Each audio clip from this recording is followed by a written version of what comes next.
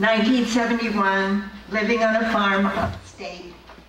I was totally bummed when the entire commune decided to join the March on Washington.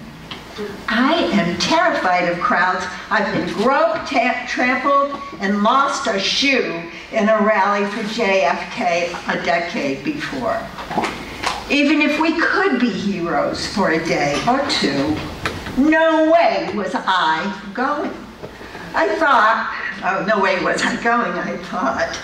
But then my 7-year-old daughter slipped onto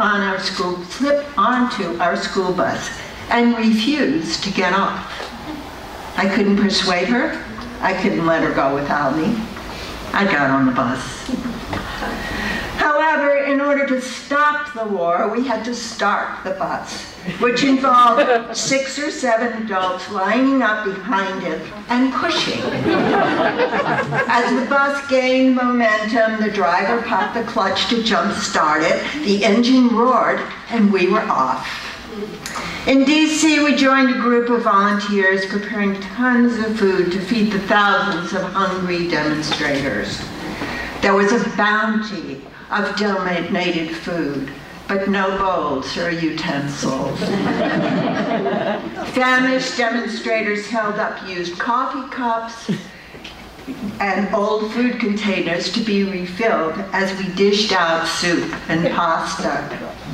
I remember heaping oatmeal on a square of cardboard for a hungry kid. In the sanctity of the George Washington University kitchen, we had no idea of the chaos going on in the streets. When word finally came, it was getting rough out there. Demonstrators were being rounded up and arrested. We returned to our bus to head home. Before boarding, we formed our customary circles, holding hands and chanting. That was when the cops arrived to escort us out of town. Out of fear of breaking up with what looked like a religious gathering, it wasn't. The cops surrounded us without interrupting us.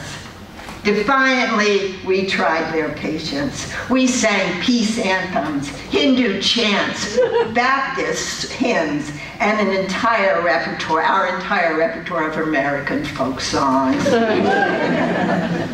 At long last, having drawn out our lead taking for as long as we could, we got behind the bus and pushed. The driver popped the clutch. We jumped aboard gleefully, belting out, "God bless America," and headed home.